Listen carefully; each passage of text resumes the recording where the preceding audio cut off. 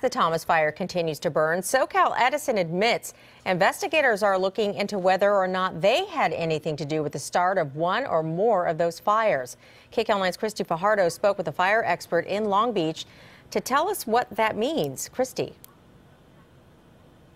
Yeah, Elsa, our expert says that means the utility had equipment near where the fire started, and so far, investigators have not been able to rule it out as a possible cause. Tonight, CAL FIRE and the other agencies are not commenting, so what we've learned has come from SoCal Edison itself. A lot of flames and devastation, not many answers when it comes to what sparked the recent wildfires. But in a statement, Southern California Edison now says the causes of the wildfires are being investigated by CAL FIRE, other fire agencies, and the California Public Utilities Commission. SCE believes the investigations now include the possible role of its facilities. Tonight, the company's spokesperson wouldn't say which fires Edison is under scrutiny for, but says it's more than one. They're acknowledging that their equipment is in those areas, but there is no acknowledging that their equipment started the fire.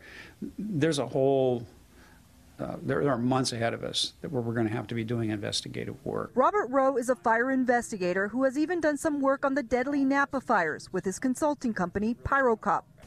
He tells us fire investigators will go over 911 calls, even backtrack the trail of the fires to find where they started, then start eliminating possible causes until only one is left. It's a long process, and they have to look at a lot of things. But firefighters already have some answers when it comes to the Skirball fire.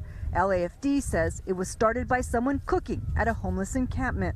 A windy morning, an open flame, a bad decision that left the Sepulveda Pass glowing, and 6 families without their hillside home. Of course it outraged me. I think we have to do something about these people. What do we do? What do we do?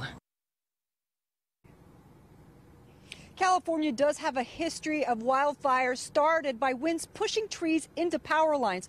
In fact, SoCal Edison has been fined for the 2007 Malibu fires, and in Northern California, PG&E is being investigated as a possible culprit of the fires there. Back to you.